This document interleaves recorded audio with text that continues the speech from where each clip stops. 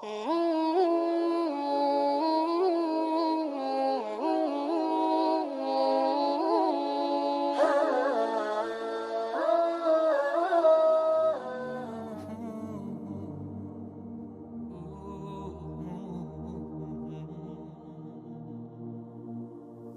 একটি স্বভাব হলো সে তার সবচেয়ে প্রিয় জিনিসটি, সবচেয়ে মূল্যবান বস্তুটি সবচেয়ে সুরক্ষিত জায়গায় রাখতে চায়। এজন্যেই প্রিয় কোনো উপহার আমরা আমাদের প্রিয় জায়গায় সাজিয়ে রাখি। মূল্যবান জিনিসটি সুরক্ষিত স্থানে এনে রাখি যাতে করে সেটা হারিয়ে না যায়, চুরি হয়ে না যায়। এভাবেই প্রিয় লেখকের অটোগ্রাফওয়ালা বই, প্রিয় মানুষের সাথে তোলা ছবি, প্রিয়জনের পাঠানো চিরকুটকে আমরা পরম যত্নে আগলে রাখি। প্রিয় মানুষ, প্রিয় মুখ, প্রিয় মুহূর্ত, প্রিয় ছবি, প্রিয় জিনিসের প্রতি আমাদের দুর্বার আকর্ষণ। সে আকর্ষণকে কেন্দ্র করে পৃথিবীতে লেখা হয়েছে অসংখ্য কবিতা। লেখকদের কলমের কালিতে সে আকর্ষণ হয়ে উঠেছে গল্প, উপন্যাসের বিষয়বস্তু। শিল্পীর রং তুলির আঁচড়ে সেগুলো হয়ে উঠেছে আরও জীবন্ত, আরও আগ্রহোদ্দীপক। প্রিয় মানুষটাকে আমরা কখনোই চোখের আড়াল হতে দিতে চাই না। তার একটু অনুপস্থিতি আমাদের হৃদয়কে অশান্ত করে তোলে। তার একটু অভিমান আমাদের হৃদয়ে ঘটায় রক্তক্ষরণ।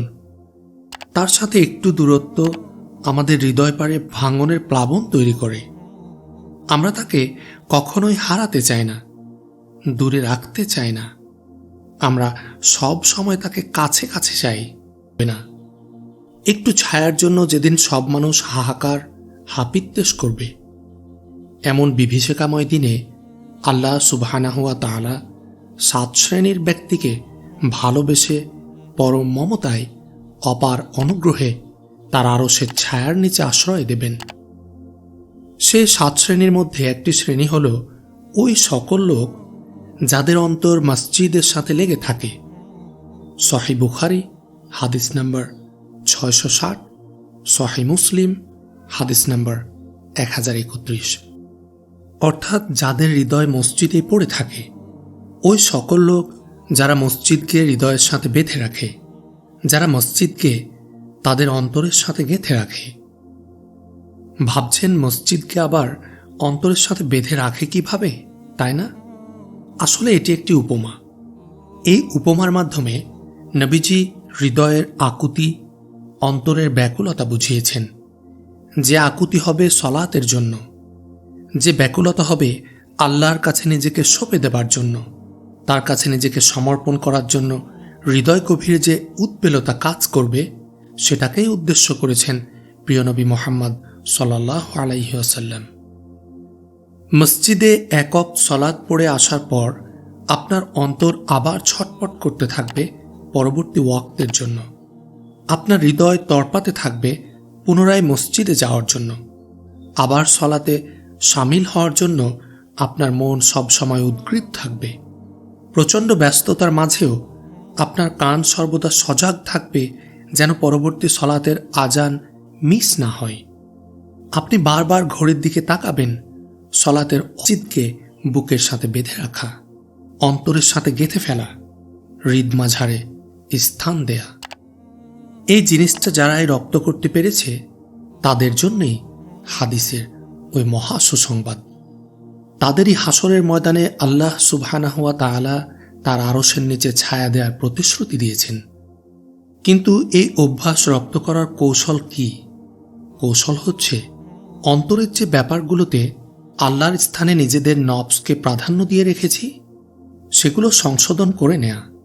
তাকওয়ার বদলে যেখানে প্রবৃত্তি শেকড় গেড়ে বসেছে সেসব জায়গা থেকে প্রবৃত্তিকে শেকড় সহ উপড়ে ফেলা।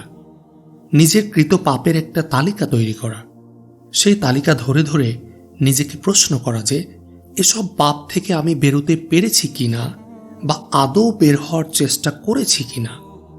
যদি বের হতে না পারি তাহলে এখন আমার ঠিক কি করা উচিত। আরেকটু সহজ করা যাক। আচ্ছা, নিজেকে প্রশ্ন করি তো, আমি কি সিনেমা দেখি? যদি উত্তর হাঁ হয় তাহলে কখনো কি জানার চেষ্টা করেছি সিনেমা দেখা আমার জন্য হালাল না হারাম? এটা কি আমার জন্য বৈধ না অবৈধ? যেখানে অর্ধনগ্ন মহিলারা অভিনয় করে, যেখানে একজন পুরুষ আর একজন নারীর পরকীয়া প্রদর্শিত হয়, অবাধ মেলামেশাকে প্রদর্শন করা হয়, এমন জিনিস কি একজন মুসলিম হয়ে আমি দেখতে পারি? আল্লাহ কি আমার জন্য এটা অনুমোদন করেছেন? নিজেকে প্রশ্ন করি, আমি কি গান শুনি? গানে একজন নারীর প্রতি আসক্তির কথা থাকে, তার জন্য হৃদয় হাহাকার করার কথা থাকে, আরও অনেক অশ্লীল কথাবার্তা গানের মধ্যে পাওয়া যায়। এই গান শোনা কি আমার জন্য শরীয়ত সম্মত? আল্লাহ সুবহানাহু ওয়া তাআলা কি এটা আমার জন্য বৈধ করেছেন? গান শুনলে কি আমার পুণ্য হয় না পাপ? নিজের কাছে এভাবে প্রশ্নের ডালা মেলে বসি। চলুন নিজেকে একের পর এক প্রশ্নে জর্জরিত করি। আমি কি হারাম রিলেশনশিপে আছি? আমি কি মিথ্যে কথা বলে মানুষ ঠকাই? আমি কি অন্যের হক নষ্ট করে চলি? পিতামাতার ব্যাপারে যে দায়িত্ব কর্তব্য আল্লাহ সুবহানাহু ওয়া তাআলা আমাকে দিয়েছেন তা কি আমি পালন করছি? আমি কি কোনোভাবে আমার পিতামাতার অসন্তুষ্টির কারণ? আমার দ্বারা কি আল্লাহর কোনো বান্দা কিংবা সৃষ্টির ক্ষতি সাধিত হচ্ছে? আমি কি আমার সহপাঠী মেয়ের দিকে কুনজরে তাকাই? নিজেকে প্রশ্ন করে উত্তরগুলো একের পর এক সাজাতে হবে।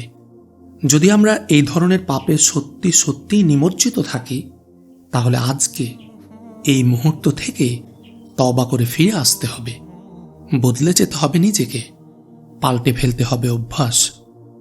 এভাবে কৃত পাপগুলো থেকে বেরিয়ে আসতে পারলেই আমরা সহজে আমাদের অন্তরকে মসজিদের সাথে সংযুক্ত করতে পারব। পাপের মধ্যে নিমজ্জিত থাকার দরুন আমরা ভালো কাজ থেকে দূরে সরে যাই। পাপ কাজগুলো কখনোই আমাদের আল্লাহর কাছাকাছি আসতে দেয় না।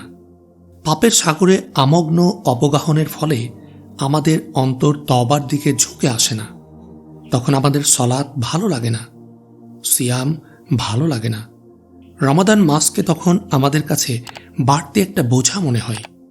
কেবল চক্ষু লজ্জা এড়াতেই আমরা তখন সিয়াম রাখি আর মসজিদে গিয়ে থাকি। এ প্রসঙ্গে খুব চমৎকার একটি কথা বলেছেন হাসান আল বসরি রাহিমাহুল্লাহ। একবার এক লোক তার কাছে জানতে চাইল, আচ্ছা, আপনি তো বলেন পাপ কাজ করলে নাকি আল্লাহ তার নিয়ামতগুলো থেকে বান্দাকে বঞ্চিত করেন। আমি কিন্তু প্রচুর পাপ কাজ করি এবং ভালো কাজ একদম করিই না বলা চলে। কিন্তু দেখুন, আমার খুব সুন্দর একটি স্ত্রী আছে, সন্তান সম্পত্তি আছে, আমার রয়েছে প্রচুর টাকা ও ধন সম্পদ।